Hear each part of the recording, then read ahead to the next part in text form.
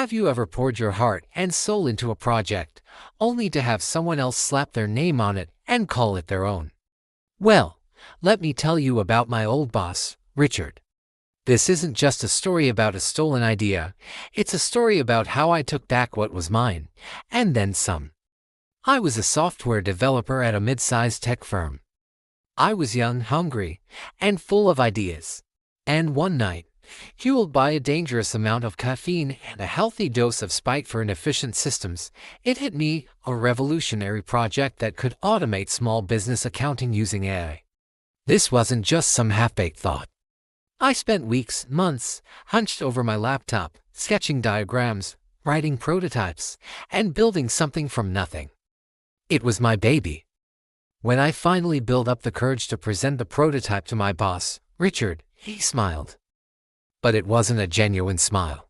It was that fake, corporate, I see a way to benefit from this kind of smile that makes your skin crawl. He looked at my work, nodded slowly, and said, "Interesting. Let's work on it together, right?" Together. It quickly became clear what together meant. I'd do all the work, and he'd take all the credit.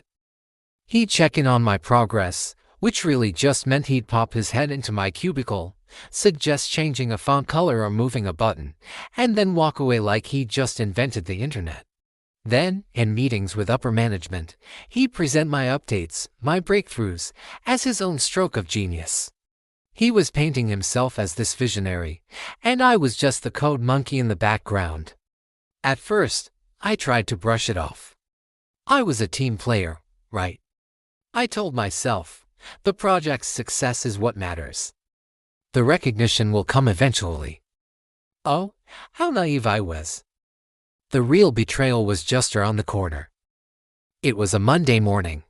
I walked into the office, coffee in hand, ready for another week of coding for us, and the entire floor was buzzing.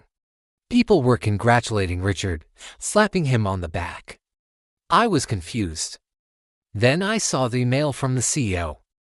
Richard had officially presented the project to him. He'd sold my dream, my late nights, my creation, as his own masterpiece. And the worst part, the cherry on top of this garbage sundae, he had the audacity to call it Project RR. As in Richard. My name was nowhere. Not in a footnote, not in a special thanks to, nowhere. It was like I never existed. I was invisible. I marched straight into his office and confronted him. I wasn't yelling, but my voice was shaking. "Richard, that was my project." He just leaned back in his big, leather chair, a smug little smirk on his face, and said, "You're an employee of this company. Technically, your ideas belong to us," and that was it. That was the moment something inside me snapped. The anger and hurt solidified into something cold, hard, and calculating. He wanted my idea, fine. He was going to regret ever stealing from me. It was time for phase 1 of my plan, the setup.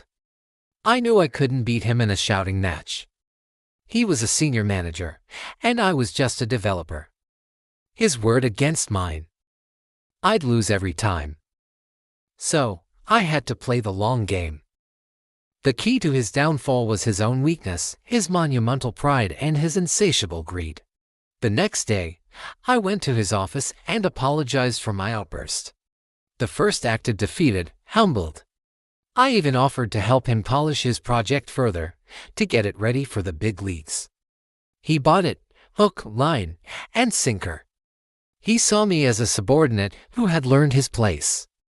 Little did he know, I was building his cage, and he was helping me forge the bars. Because behind the scenes, after my 9 to 5, my real work began. I was creating a mirror version of the entire system. On the surface, it looked identical to Project R. The user interface, the functionality, everything was a perfect match. But underneath, the back end was entirely different. Every single line of code was mine, completely proprietary, meticulously documented, and, most importantly, tracked. I quietly registered this version as my own independent intellectual property under a shell company I created, NovaCrest Technologies. I filed the paperwork, got the certificate, and tucked it away safely. And then, I waited for him to walk into my trap. Phase 2, the trap. A few weeks later, the day I was waiting for arrived. The CEO sent out a company-wide announcement. They were so impressed with Project R that they were fast-tracking it for a presentation to a group of major investors. This was Richard's Super Bowl.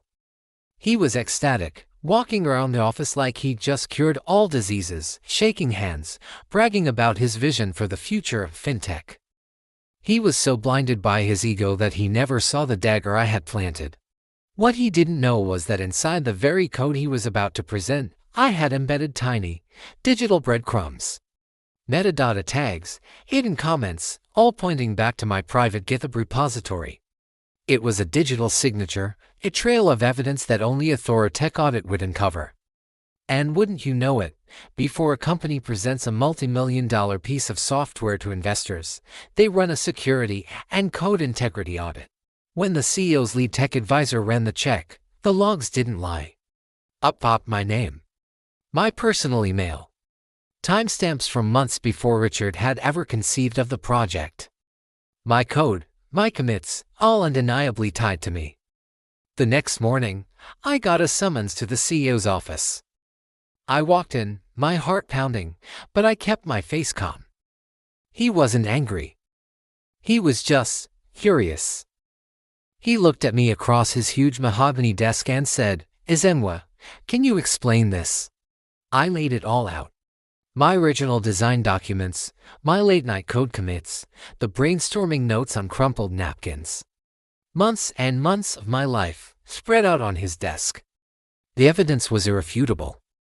The CEO just nodded slowly, then picked up his phone and said, "Ask Richard to come to my office." Now, the moment Richard walked in and saw me sitting there, the color drained from his face. The CEO didn't waste any time. He simply asked Richard, "Can you tell me why this code, your code, leads directly back to Ezenwa's private, personal repository?" He stammered. He panicked. He tried to lie, saying I must have sabotaged him, that I was jealous and had stolen his work and tried to frame him. So I smiled, reached into my briefcase, and pulled out the officially registered IP certificate for NovaCrest Technologies. I slid it across the desk. My name, the project name, the date all preceding his Project R. Absolute, deafening silence. The CEO looked from the certificate to Richard's pale, sweaty face. He didn't raise his voice. He just said calmly, "Pack your things. You're done here." And that was Phase 3, the payoff. Richard's firing sent shockwaves through the local tech community. And as it turns out, I wasn't his first victim. My story opened the floodgates. Other former interns and junior developers came forward with their own stories of him stealing their work. His career wasn't just over, it was incinerated. 3 months later, the company offered me Richard's old position. I politely declined. Instead, I officially launched NovaCrest Technologies. And the investors? The very same ones Richard had tried so desperately to impress? They funded me. My project, the real project, took off like a rocket. Within a year, it was a multi-million-dollar company. Sometimes, the best revenge isn't a loud, dramatic confrontation. It's smart, it's quiet, and it's built on a foundation of your own hard work. Richard wanted to own my ideas, but in the end, all he owned was his own spectacular downfall. So, if you ever find yourself in a situation where someone is trying to steal your light, don't get mad, get strategic. Don't fight them on their terms. Build your empire quietly, meticulously, and then just sit back and watch as their own ego burns their world to the ground. Thanks for listening to my story. If you enjoyed it, please hit that like button and subscribe for more. It really helps the channel out. See you in the next one.